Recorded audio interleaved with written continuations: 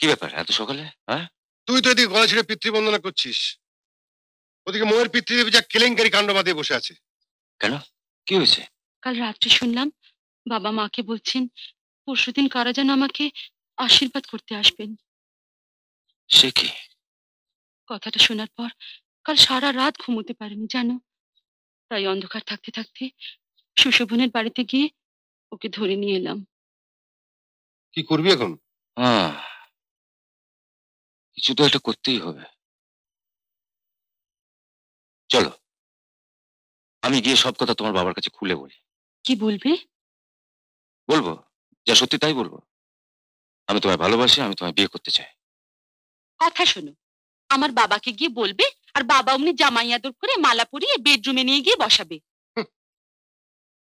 কতবার তোমাকে বলেছি তোমার সঙ্গে আমার মেলামেশা বাবা একদম পছন্দ করেন না। ওর বাবা ইল টেম্পার্ড লোক, কখন কি বলতে কি বলে দেবে। তাহলে এখন কি করা যায়?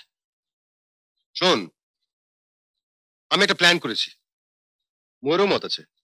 কথাটা হচ্ছে ওই আমার এক বন্ধু আছে ম্যারেজ রেজিস্টার, তো ওকে বলেছি তোদের বিয়েটা আজকেই। বিয়ে? না না, সে কি করে? হঠাৎ করে একটা কেন, অসুবিধাটা কি আছে? অনেক অসুবিধা আছে। তোরা তো জানিস যে বাবার মত ছাড়া আমি কোনো কাজ করি না। থাম তো, আর বেশি ন্যাকামি করতে হবে না। ওর সঙ্গে প্রেম করার সময় কি বাবাকে জিজ্ঞেস করেছিলি যে বাবা আমি কি মৌমিতার সঙ্গে প্রেম করব? ওর কথাটা একবার ভাব। এই বিপদের মুহূর্তে বাবার দোহাই দিয়ে তুই পিছিয়ে পড়িস। পিছিয়ে যাবো কেন? আরে আমি তো বলছি না বিয়ে করবো না, বলছি বাবার অনুমতিটা তো নিয়ে আসে। এতক্ষণ ধরে কি শুনলি?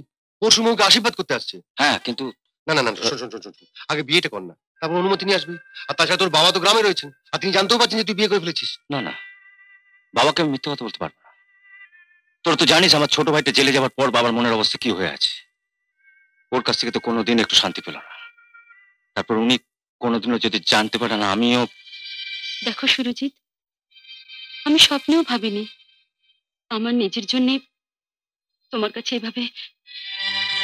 তুমি আর সুশোভন দুজনে কলেজ থেকে আমার বন্ধু, তোমাদের দুজনকেই আমি ভালোবাসি।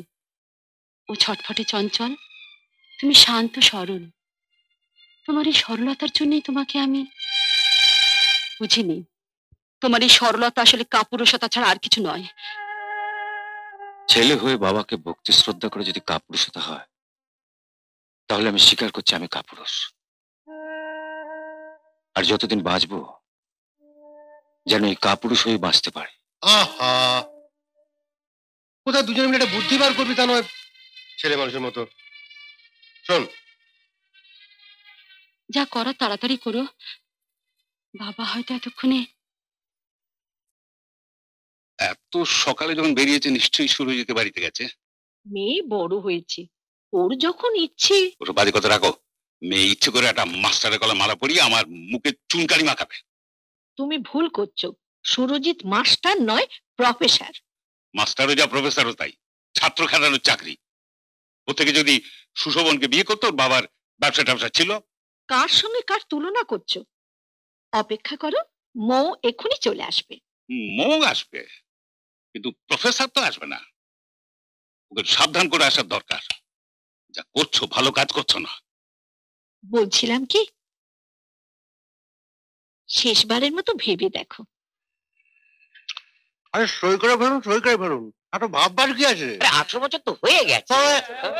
আপনার কিছুই বলতে পারবে না, কোনো চিন্তার ব্যাপার নেই। আরে সই কর না, সই কর না, সই কর। কিরে, সই কর।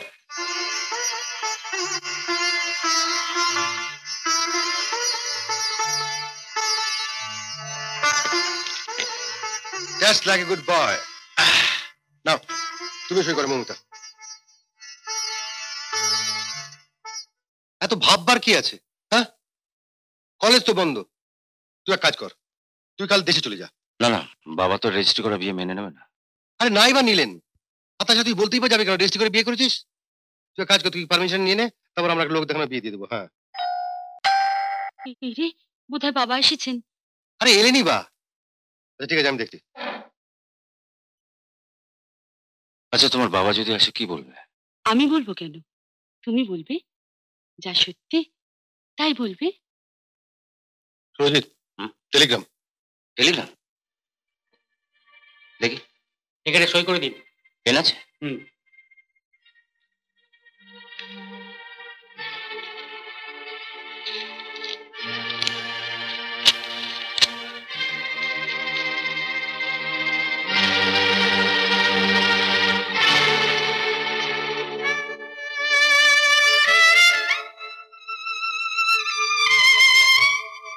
কার টেলিগ্রাম? বাবার শরীর খারাপ, ডাক্তার কাকু যেতে লিখেছে।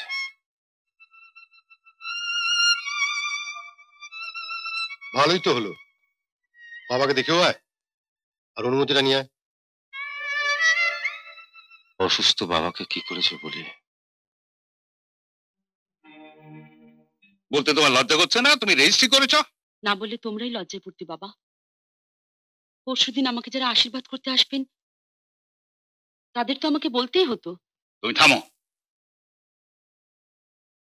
যা হবার তা তো হয়েই গেছে, এমন তো নয় তোমার মেয়ে জলে পড়েছে। তুমি চুপ করো। বিয়ে যখন করিয়ে ফেলেছো এই বাড়িতে এলে কেন? ফ্ল্যাটে গিয়ে উঠলেই পারতে। চলেই যাব, এসেছি শুধু জিনিসপত্র গুছিয়ে নিতে। সুরজিৎ কোথায়? স্কাউন্ডারেল। বাবার অসুখের টেলিগ্রাম পেয়ে দেশে গেছে। বাবার অসুখ না আমাকে ফেস করতে হবে বলে ভয় পালিয়ে বেড়াচ্ছে। যা বলছিল, আমার বড় ছেলে সুরজিৎ হলো সাক্ষাৎ রামচন্দ্র। শ্রীরামচন্দ্র বাবার কথা রাখতে গিয়ে 14 বছর বনবাসে গিয়েছিলেন, আর সুরজিৎ আমার কথা রাখতে আমারই পছন্দ করা মেয়েকে বিয়ে করতে পারবে না? কি ডাক্তার, হ্যাঁ? সুরজিৎ বোধহয় এসেছে। হ্যাঁ, সুরজিতের পায়ের শব্দ পেয়েছি। কোথায় সুরজিৎ? হ্যাঁ, হ্যাঁ। আরে তাই তো। কাকু, বাবা কেমন আছে? ভালো আছেন? থাক থাক থাক। আয় আয়। বাবা কেমন আছে? বাবা ভালো আছি রে, তুই কেমন আছিস? ভালো। আয়, বুকে আয়, বুকে আয়। সব জ্বালা জুড়িয়ে গেল।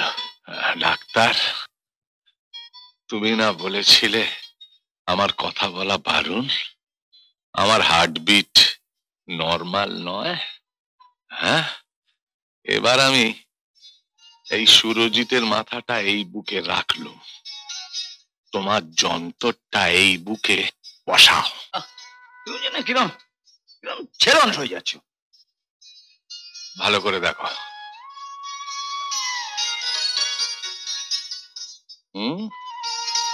আশ্চর্য। তবে আসল ব্যাপারটা কি জানো ডাক্তার? সুরজিৎ ও শ্রদ্ধা ভক্তি দিয়ে আমার চারপাশে একটা গন্ডি কেটে রেখেছে, আর যমরাজ এসে ওই গন্ডির বাইরে থমকে দাঁড়িয়ে পড়ে, ভেতরে ঢোকার সাহস পায় না। আর সুরজিৎ আমার কাছে যদি থাকে তাহলে তার কথাই নেই। ওই যমরাজ একটু একটু করে পিছুতে পিছুতে পিছুতে পিছুতে। তুমি থামো তো। ও এতটা ট্রেন জার্নি করে এসেছে, নিশ্চয়ই খুব ক্লান্ত। ওকে আসল কথাটা বলে ছেড়ে দাও, ও গিয়ে খাওয়া দাওয়া করে বিশ্রাম করুক, রাত অনেক হলো। শোন সুরজিৎ, আমি হঠাৎ করে তোর বিয়ে ঠিক করে ফেললাম।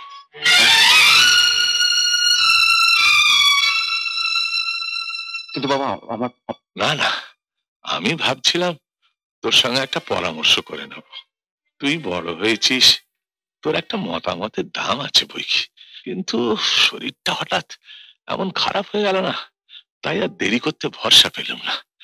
যদি মরার আগে বৌমার মুখটা না দেখে যেতে পারি। বাবা আমার এ মেয়ে তোর পছন্দ হবে। হ্যাঁ, আমি দেখেছি, খুব ভালো।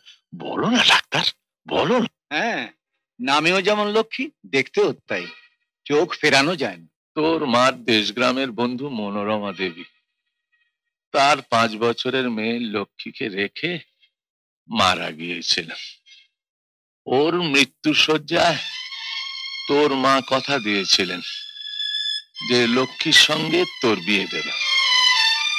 এই কদিন আগে লক্ষ্মীর মামা লক্ষ্মীকে নিয়ে এখানে এসেছিলাম। তা আমার কি হলো বুক ব্যথা করছে? বিপদ না ঘটিয়ে তুমি সারা দেখতে পাচ্ছি। কাকু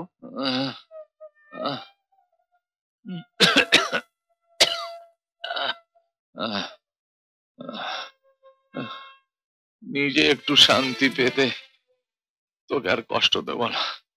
তুই যা বাবা, যা হাত মুখ ধুয়ে একটু বিশ্রাম করকে যা। যা বাবা, দেরি করিস নে, যা।